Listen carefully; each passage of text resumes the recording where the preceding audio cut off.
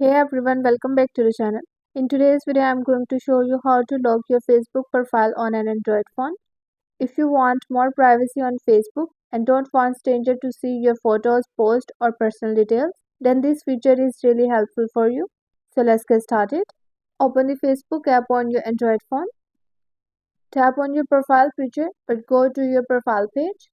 On your profile, tap on three dots next the Edit Profile button. Here look for the option called Lock Profile. Tap on it and then tap Lock Your Profile to confirm.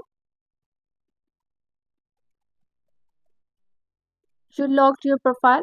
Only your friends can see photos, posts, and stories on your profile. And then tap on OK to confirm. And that's it for today's video. Your Facebook profile is now locked. Locking your Facebook profile is one of the easiest way to protect your privacy, especially if you don't want to unknown people checking your profile.